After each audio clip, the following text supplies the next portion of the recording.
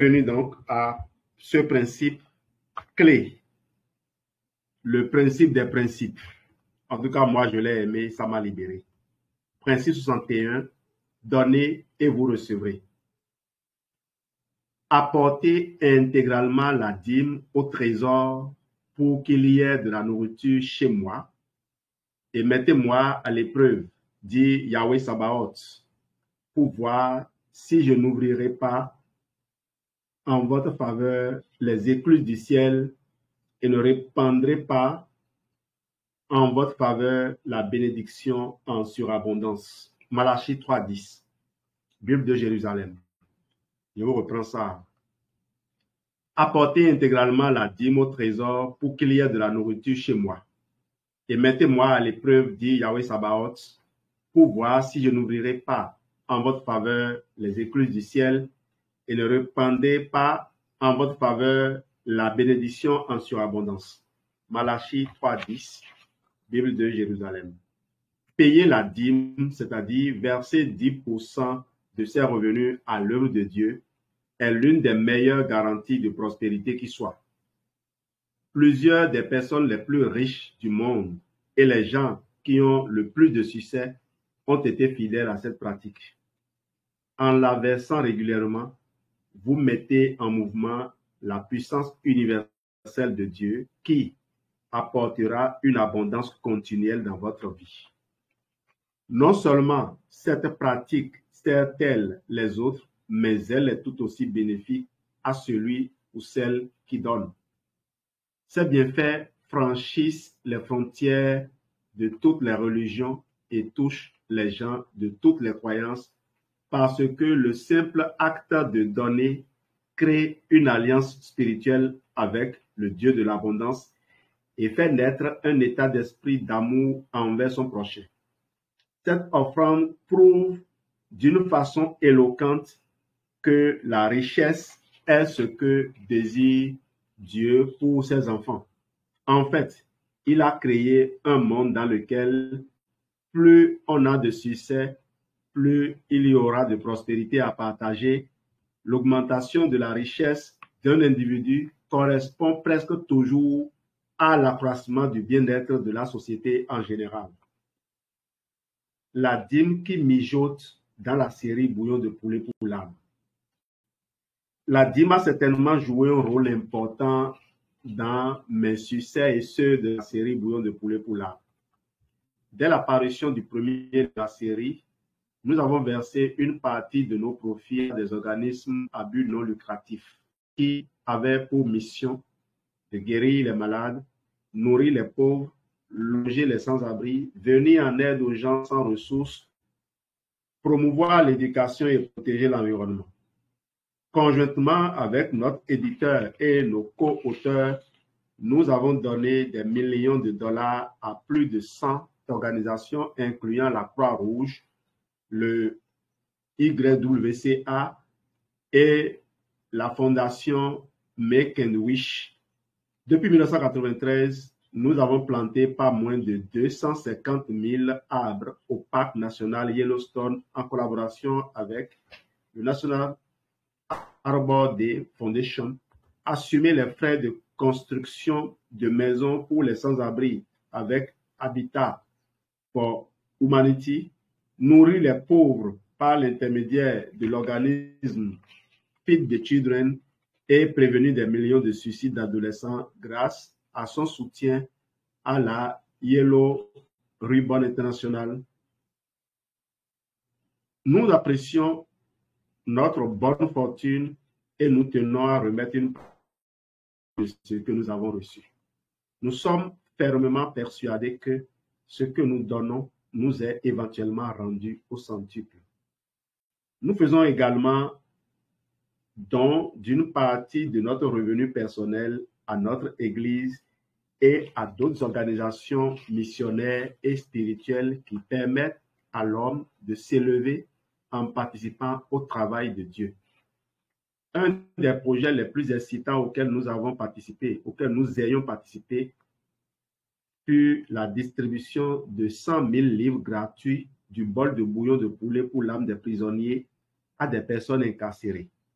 Ce livre n'était pas destiné au grand public, mais il a connu un tel succès que nous avons bientôt reçu des milliers de demandes de membres de familles des prisonniers, d'officiers du système correctionnel et de ministres du culte travaillant dans le milieu carcéral qui désiraient en obtenir un exemplaire.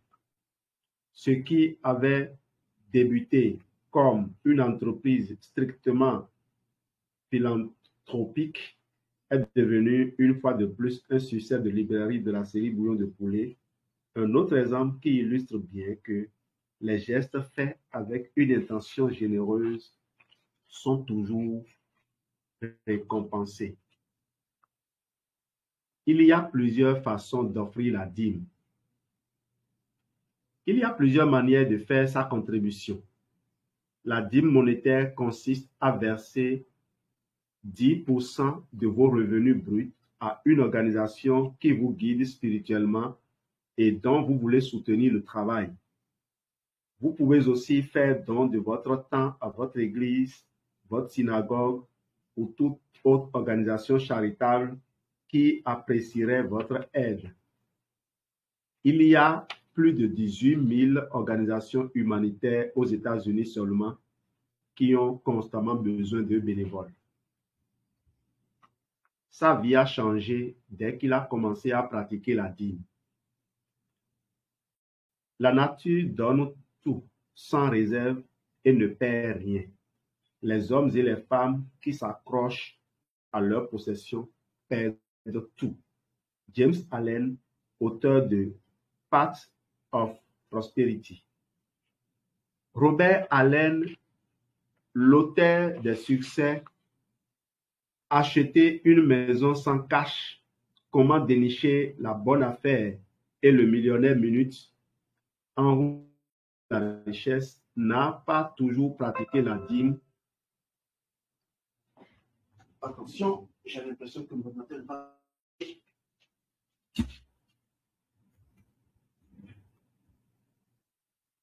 Sorry, ça marche. Donc, Robert Allen n'a pas toujours pratiqué la dîme, mais après avoir tout perdu, obligé de repartir à zéro, il s'est dit un instant, j'ai eu tellement d'argent dans ma vie, je devrais être un gourou qui enseigne comment devenir riche. Mais où est-il passé? Je dois avoir fait quelque chose de mal. Éventuellement, Bob devait renouer avec la prospérité, mais en cours de route, il a appris une leçon de très grande valeur.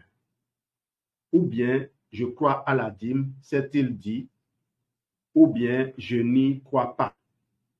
Si j'y crois, je dois faire mon offrande une fois par semaine.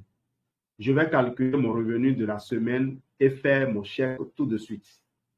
Grâce à cette fervente pratique hebdomadaire, un nouvel espoir, un nouvel univers s'offrit à lui. Même s'il se trouvait devant des dettes insurmontables, il se mit à manifester de la gratitude pour ce qu'il avait. Bientôt, de nouvelles portes se sont ouvertes devant lui.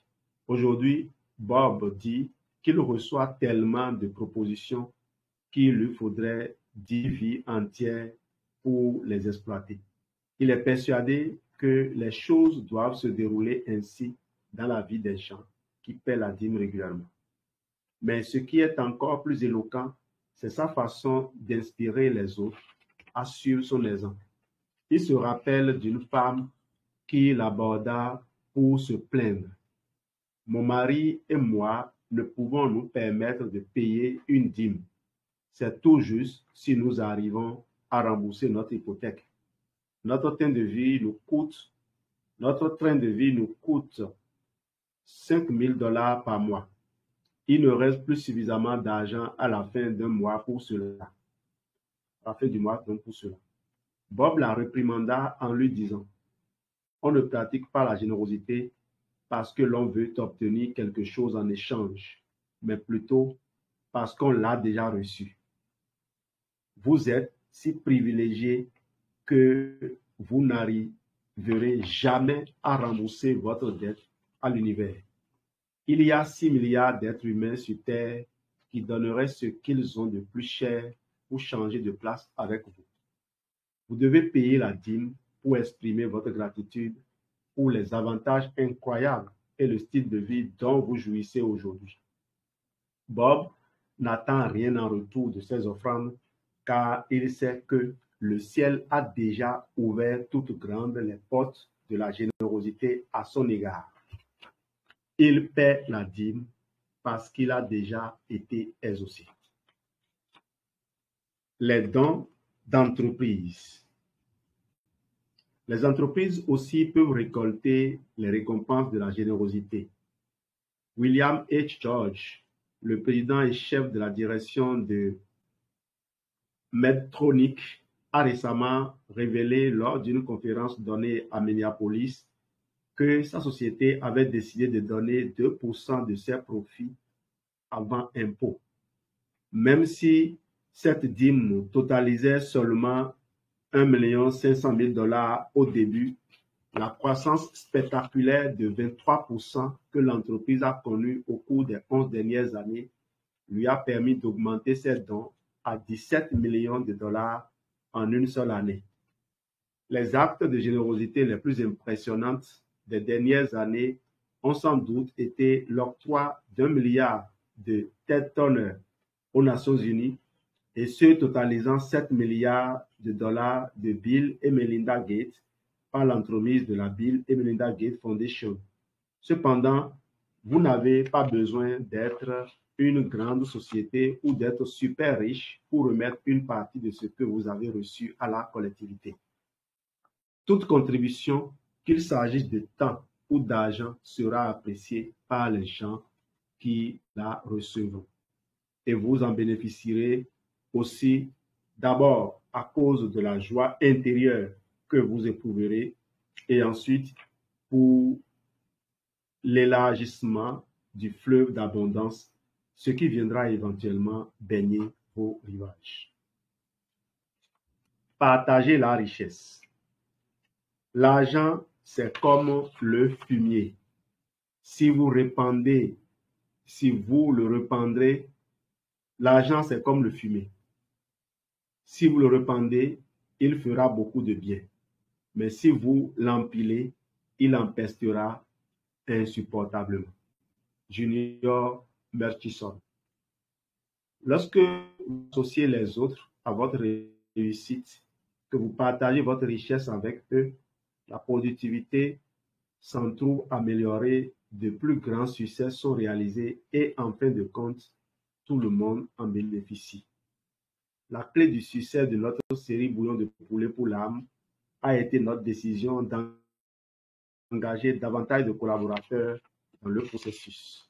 Même si Marc et moi recevions moins en droit d'auteur, 30 ou 40 sous plutôt que les 60 habituels, cela nous a permis de compléter plus de volume, d'obtenir davantage d'attention de la part des médias et de vendre un plus grand nombre d'exemplaires. Nous n'aurions jamais pu à nous deux seulement compiler, éditer, écrire et faire la promotion de 84 livres, même avec la meilleure volonté du monde. Ce projet, qui a démarré avec la collaboration de 2 auteurs et de 2 secrétaires, s'est transformé en une entreprise comptant un personnel de 12 personnes, dont 2 éditeurs, plusieurs éditeurs adjoints, 2 adjoints à la rédaction, un spécialiste en droit d'auteur, un directeur du marketing, un directeur de licence d'exploitation, un gestionnaire de projet, plusieurs secrétaires. Il faut ajouter à cela un groupe de 75 co-auteurs et plus de 7000 collaborateurs, incluant 50 caricaturistes. Nous avons toujours fait de notre mieux pour payer généreusement toutes les personnes impliquées. Le salaire des membres de notre personnel est plus généreux que la norme dans l'industrie de l'édition. Nous avons d'intéressants régimes de retraite et un plan de boni très avantageux. Tout le personnel a droit à 6 semaines de vacances par année.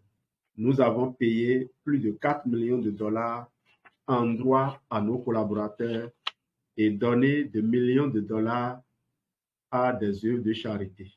Nous sommes persuadés que cette volonté de partager a produit plus de richesses qu'il nous aurait été possible de générer par nos seuls efforts. En essayant de s'accrocher à toute cette abondance, nous en aurions simplement tari la source.